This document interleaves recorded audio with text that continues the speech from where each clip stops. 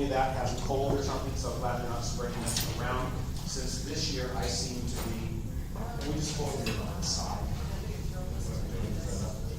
That's fine where you are, and just, there's one of the 3 pages there.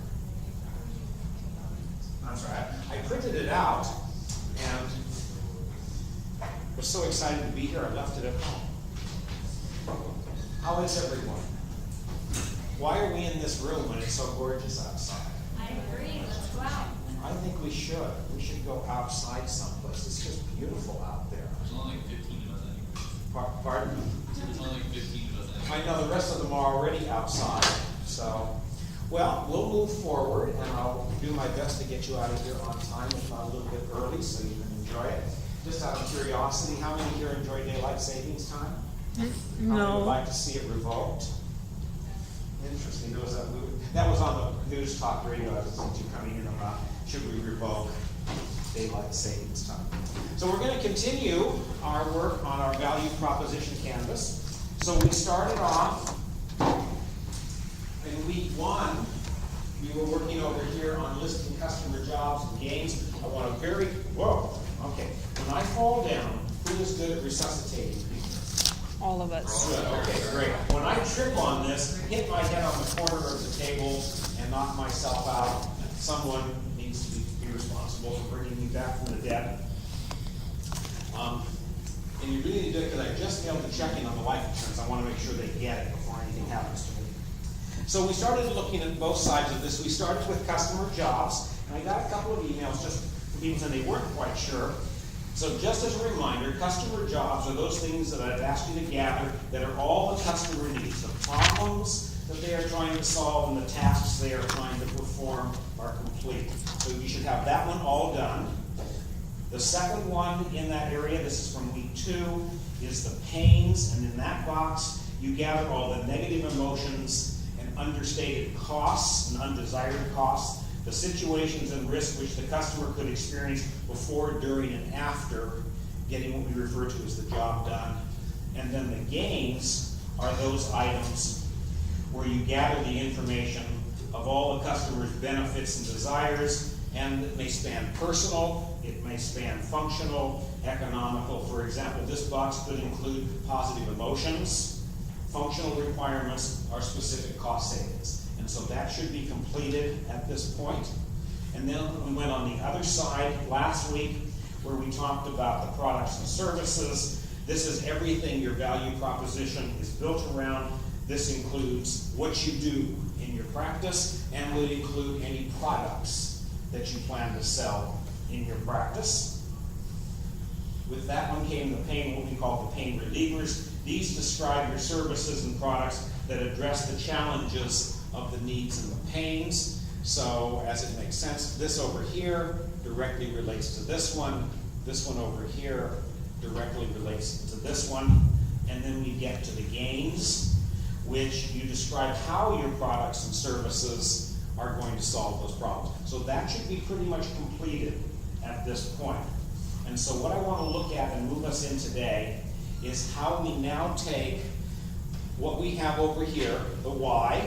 This is why your customer, why your patient sees you. This is what you do to satisfy that.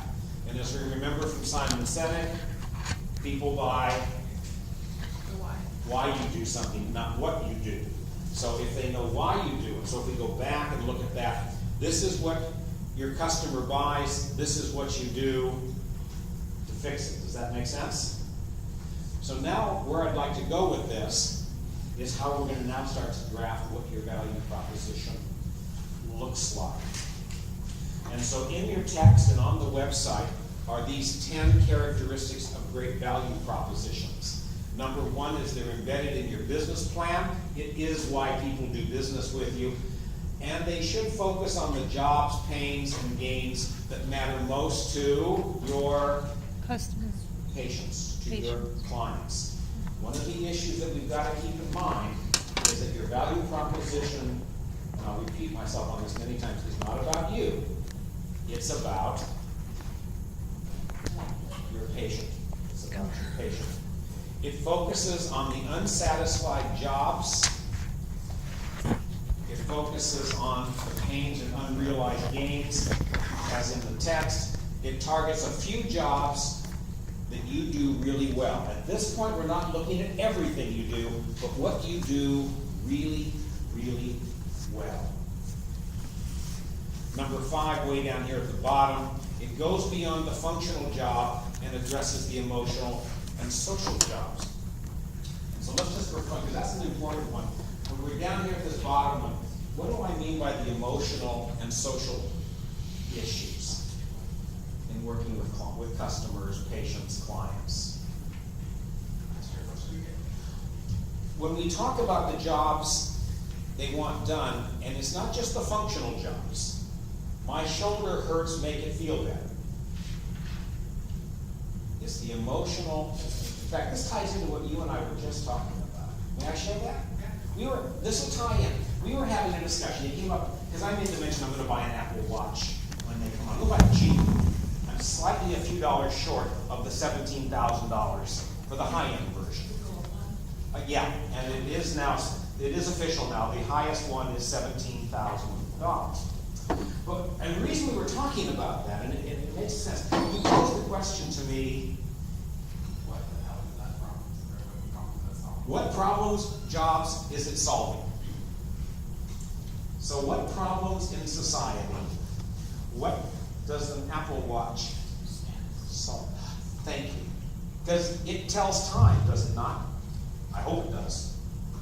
But does a $9 Timex tell time? Does my iPhone tell time? Well, it was an interesting article in the Wall Street Journal last week, which I read with great interest and then followed up, is that the analysts are saying Apple is thinking about, they're predicting that Apple is moving into what is called a lifestyle company. What is a lifestyle company? Well, what do you think it is? Pardon?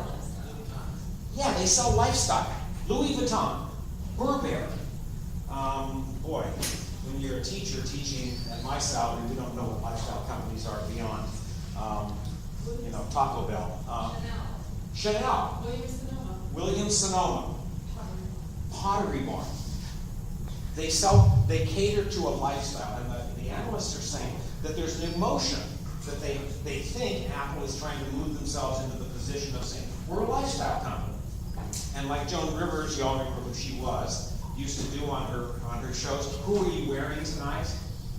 Oh, I'm wearing Gucci, I'm wearing this. It's about lifestyle. And so, oh, is that an Apple Watch? Much like some successful people wear short sleeve shirts so you can all see their Rolex. What does a Rolex do? Tells time.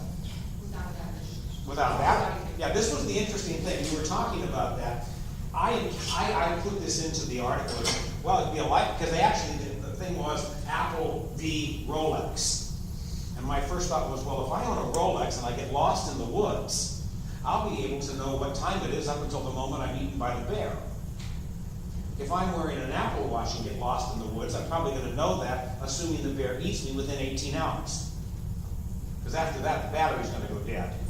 And I'll have no idea when I die. So it's interesting. If I buy a Rolex and it's mechanical and it can be current forever, I can give it to my grandkids. Do I want to give my grandkids a piece of software that's 20 years old? I don't know. So that's the question going through my mind, going, lifestyle, and they're picking a $17,000 software-driven product. The point of the discussion is, do people buy things for that reason? Sure they do. Sure they do. So sometimes the emotional things we deal with can be that. I want to buy that because it is who I am, and I can afford it. Beverly Hills documents, I guess we can put into that one. But emotional things could be not just solve my problem, but make me emotionally, mentally feel better, feel supported. Is that important to customers? They want to feel connected. They have loyalty to the product. Yeah, it is. And again, I speak from the people that are when you talk about what you do pretty personal stuff. Do you not? This isn't like going in to buy a shirt when I go visit a physician, I'm kind of exposing a lot about me. Are you sometimes asking me to tell you things about my lifestyle that I may not be proud of? So are there emotional pains that we have? You know, the biggest fear I hate when I go to the doctors, they always say, stand on the scale. And I always say, no. But we need your weight. I don't want to do it. We don't want to let patients face the other direction if they don't see it. Why do they face the other direction? If they don't, We offer. Or if they have a history of an eating disorder, we actually ask that, or I've been on shifts where they'll ask that to not look. So do we have Face an, the other direction. do we have an emotional issue? Right. Yeah. Yeah, and that's, if you handle that right, do I become your new best friend? Yeah, I become, again, I'm a patient, I'm not a doctor. If you handle that right, you are solving a very serious pain that I have. Not a pain in my shoulder, but a pain about, I'm embarrassed. Because I've read all this stuff about BMI and all of that stuff, so I don't want to see it, I don't even want to do it. I know I'm not right about it, so don't throw it down my face one more time. It makes me not want to see you. If I do not want to see you, I become an ex-patient, thus a loss of a potentially very good revenue stream. So we want to make sure we go beyond the functional jobs and address those emotional jobs and social jobs. And social jobs can also be, I want to look impressive in society, so I'm going to be able to flaunt, I have a $17,000 Apple Watch, and maybe part of that is to say, I don't care if the software does go out, I can afford to buy the next one of yours. Does that make sense? Number 6, align with how customers measure success. We talked about that last week. How do your patients measure success? Have you had a chance to talk to any patients? I asked you to do that last week. Did anybody get a chance to do a little inquiry with anybody? I'd like you to still keep that on. How do your patients measure success? How do you think they measure success? I talked with my husband a little bit about, Yeah, we had a great conversation last week, yeah. yeah, and then actually just talking about like men in general, and then it hit me that this Monday we had, was it Brett Brown?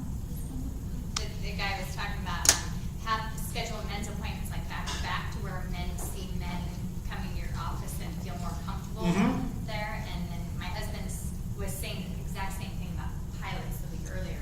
He was like, schedule them all back to back to where they feel like they're in their Yes. right That is environment. smart. Here,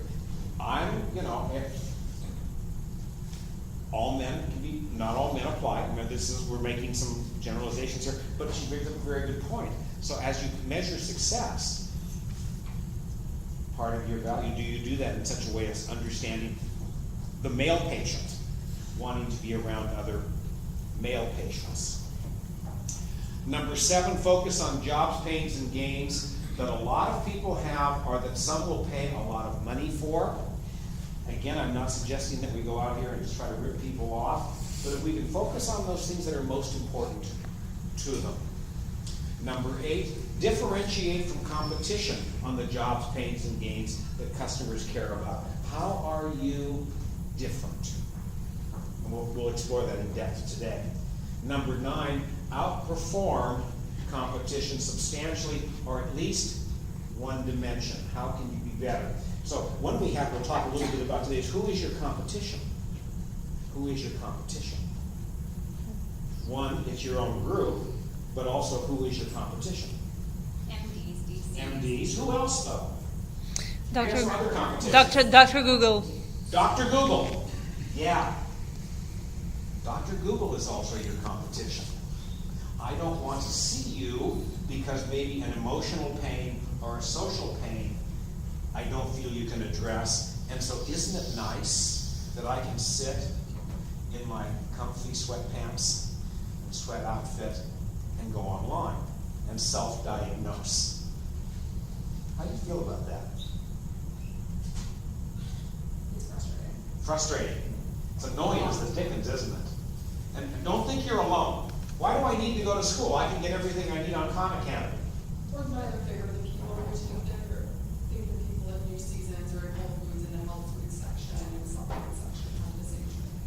Well, they are that week. Until next week, they become the expert on bread.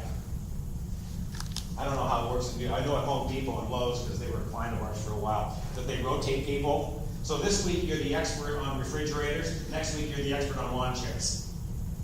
And the next week, you're the expert on masonry products. Yeah, it is frustrating, isn't it? So it is your competition. Anything else? Again, I don't have the answers here. So we know that MDs, of course, that form of medicine is competition. Your own fellow colleagues are your competition. The internet's your competition. New seasons. Anybody else we missed? This is very helpful. Pharmaceutical companies, Pharmaceutical companies, yeah, because they advertise. they advertise things, a lifestyle that, looks great, but I love that.